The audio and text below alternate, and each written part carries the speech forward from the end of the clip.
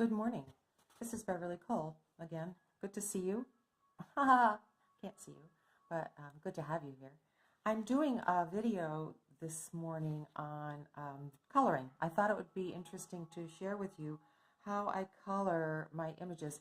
I have some stamp sets that are available through Sparkle and Sprinkle. These are rubber stamps, and I colored all the images for the label with alcohol markers. And I use a variety of alcohol markers. I use the first ones that I started with and are still my absolute favorite are Prismacolor. Prismacolor Premier. They are not refillable, but they last forever. The newest ones that I've purchased are Nuvo markers come in a set of 5, I believe, and you get a variety of greens or oranges, and they work together, and they are very inky and not refillable, but the price point is unbelievable. I think you get like 5 markers for $7, something like that. Beautiful, and I'll be using some of those today. And then I also have some Spectrum Noir. I also have some different charts of colors. This is the Nuvo ones. These are their markers. So that's helpful because, you know, the colors don't really speak to the color as it really is. And then this one I've had for quite a while. These are Spectrum Noir. So I do have a bunch of those, but the covers are very brilliant. Like, for instance, this is LG5, and so you find it on here, and the color just isn't as brilliant on the cover, as you can see. So you want to always, if you're able to, make yourself a chart. Sometimes you can find them online to fill in with the colors that you purchase. Now, I don't have one for my Prismacolors, but their labels are pretty good. They pretty much do match up. And I use a variety because they're all alcohol-based markers. So let's say we'll take the Nuvo chart right here, and here's some yellows, and I want to start with a light, so I'm going to start with 401, and I just store them in these little boxes from IKEA, and the labels on these are only on one end, and the older ones don't even have them on the side. Yeah, the newer ones have the name on the side and on the cover, and the nice thing also is that they don't tend to roll, because they're kind of an oblong shape. So anyway, I want 401, and then I'm also going to take out 403. That's brighter, but then I want an orangey color, so I'm going to go for 389 and maybe some 391.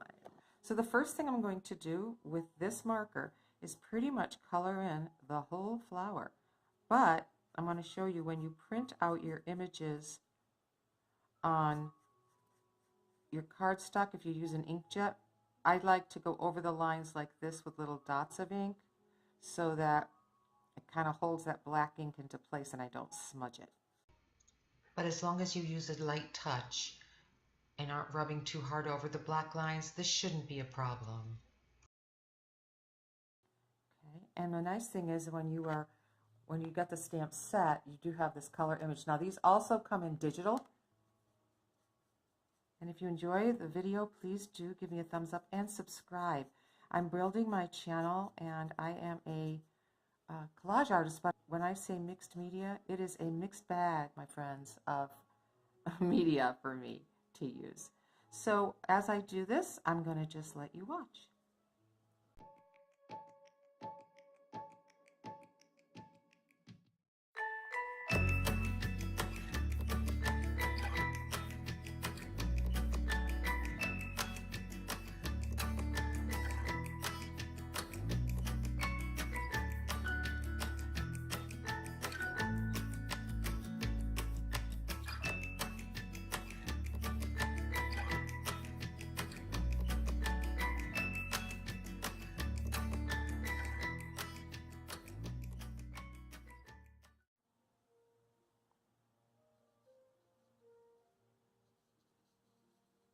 You don't actually always have to do the little dot thing over every line. Just give a light coat. If you're going to press into that black line, then you're going to, there's the possibility that you could smudge that black. So I just lightly, these pens, these Nuvo markers are very inky, like I said, and they go right over the color, no problem at all. And yes, I'm coloring over the entire image in a base color. But this does a couple of things for me. First of all, it gets me working without much thought, which is just kind of breaks me in. It's kind of like when you're starting to exercise and you start slow, you know, and you get warmed up. Well, this kind of is a warm-up for me. Although coloring is one of my favorite things to do. I've been coloring creatively since I was little. I used to outline things and then fill in with a different color, you know, and shade with my crayons that way. I didn't really know how to shade, but I would try outlining and then filling in. So it was that. This also, though, gives you a base layer of ink, and it starts to go through the cardstock, which is good. You want it to go through. So this is my first layer, because we're going to remove color later, so having enough ink on there is important. Okay, so the next color, according to my chart, is 403, and I'm going to skip 403, and I'm going to go to that lighter orange color, which is 389, and I'm going to start putting in some of the lighter orange color. So the way I do that is I start where there's a closer to the flower, you know, and then just kind of where the shadow, I feel like shadows would be. So that would be in here, maybe out a little bit out to here, and that's how I decide to add where the petals are close to something that's hanging over them, like this middle part, or this petal here is like overlapping this back one, so I could make that a little darker under here.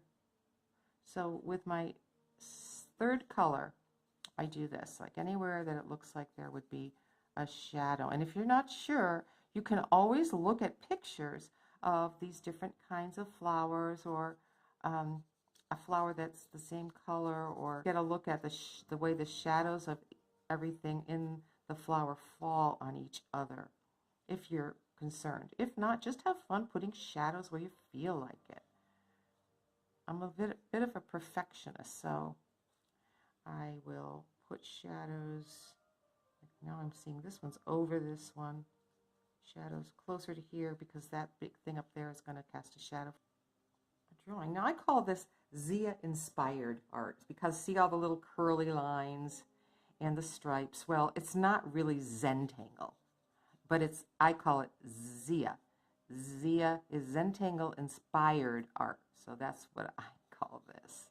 Don't know if that's a real term, but to me, this style was inspired by the Zentangle movement. So, you know, I'm talking to you. I'm not really thinking too much about what I'm doing. I'm just kind of having some fun, filling in where the shadows would be in my mind. Shadows. Okay. So now we're starting to get a little bit of dimension. Okay, so now I'm going to go to the darker of the oranges, and I'm going to add even more. So like in here, this looks really deep.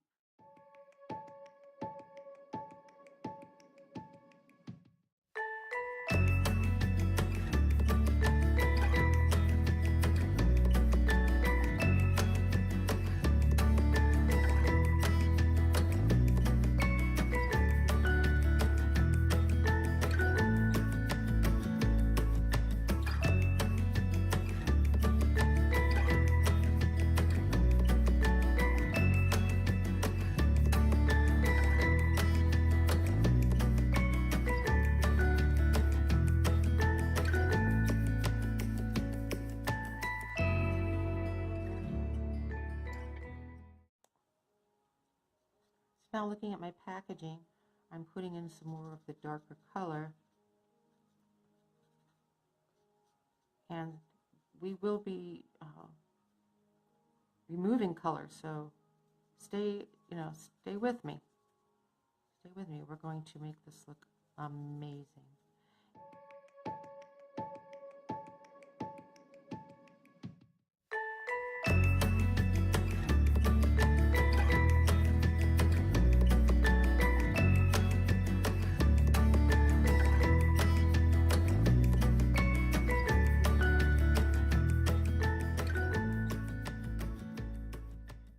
So, you know, once you get it all colored in yellow, you've broken the ice. You've taken away that white image that can be so daunting when we start, because we're so afraid we're going to ruin something sometimes. You know, when we spend all this time coloring, the last thing you want to do is ruin it.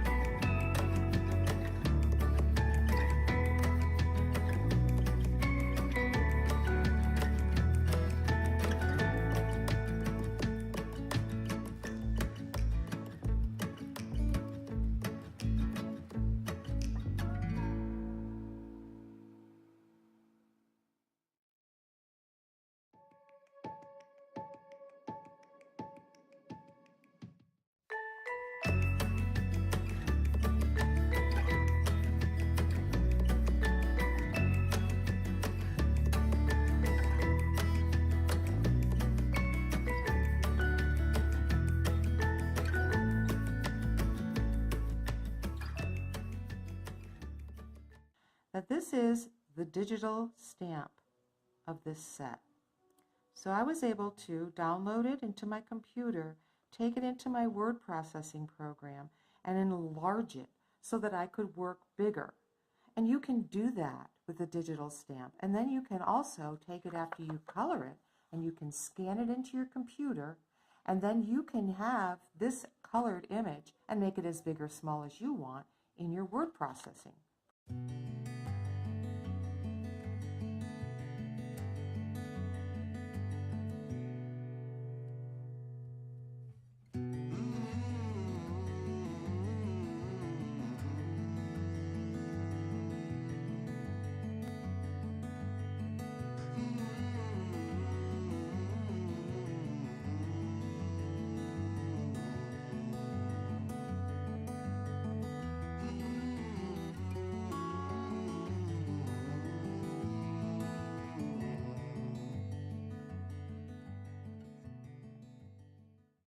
Okay, and a blending pen is a marker that you blend with. And with the Nuvo ones, they make it easier to see it by making it the opposite colors. So this is my blender. And really all the blending pen is alcohol. That's all it is. If it's something else, I'm sorry, but I've refilled my Prismacolor markers with alcohol to make the blender last longer. Now, you might think of using the blender, but we're not going to. The blender isn't really a good name for it as far as I'm concerned, because it doesn't really blend, it removes color. We will use that, but not to blend. What we're going to use to blend here is our lightest marker, 401, sorry. 401. We'll start with the lightest areas. Whoops! Oh, I should have been able to tell. One end is definitely smaller than the other. We're going to use this to blend color by blending between that lightest color and the next color. So I can't really tell, so I'm just going to go in with it here and go along the edges of the darker color, and what that will do is just kind of blend those two colors together quite easily.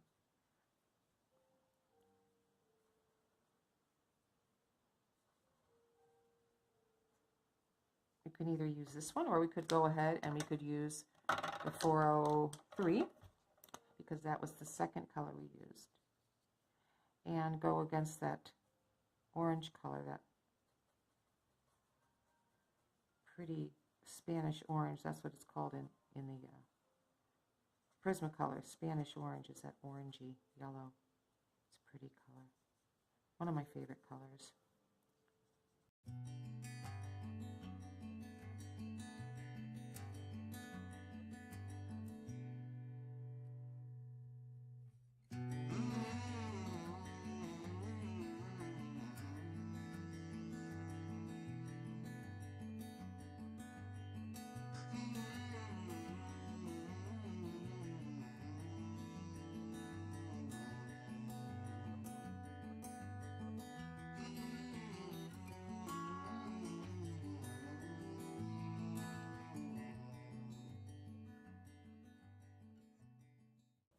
And just a little hint, remember to put the covers back on your marker in between use. Not only will they last longer, but you won't get the covers confused on these Nuvos because the number is on the lid. And if they don't have, the older ones don't have it here, you take off this and you don't know what color it is because the other end doesn't have. So if you take off the marker cover with the number, make sure you don't have a bunch of covers laying around. Oh goodness, that could get a little bit tricky, putting them all back where they go. That would just be a little side job. So what are you going to do today? I'm going to put all my markers back with the covers that they belong with. I know when I visit my grandkids, I'll find pink markers with purple covers and green markers with blue covers, and you know, it's just a good thing if they get the covers back on. Because many of them end up on the floor, and then the dog finds them. Okay, so there I blended my reds. Isn't that pretty? Now I'm going to add the green. And for the green, I'm going to use, let's use some Spectrum Noir. Okay, so I'll get at my, just so you can see how they work together. Spectrum Noir greens that I own are here. So I need a light. I'm going to use CG3. Here it is, CG3. And maybe DG3. And those letters mean like DG means dark green, and CG means citrus green. All the names are listed up on top of the chart, which is quite helpful actually. So DG3, and I keep all of these markers in a big old enamel pot because this was what I started with, the Prismacolor, and then I got the Spectrum Noir, and now I have quite a combination. So when you take these covers off, sometimes this part will pull off, and these have, you can actually get different nibs for these as well as refill bottles of ink. So this is DG4. Oh, I don't want DG4, that's too dark. I want DG3, there it is. And the line here tells you that this is the smaller end.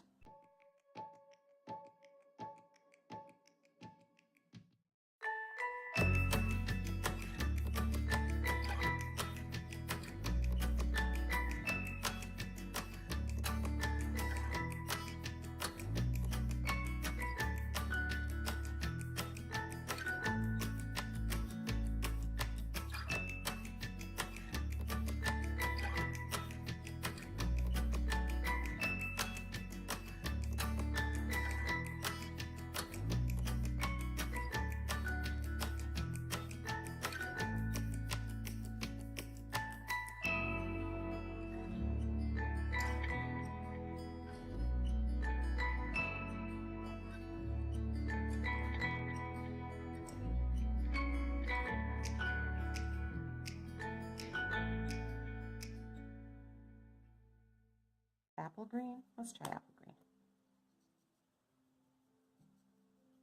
Okay, we can use the apple green.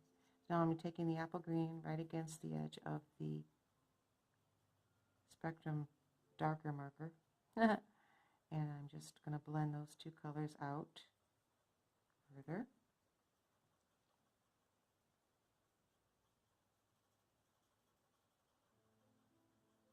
Go over the edge where they blend. Now, if there's a difference in two colors, a lot of a difference, you can actually make your own color. You take the darker green and scribble some dark green right here.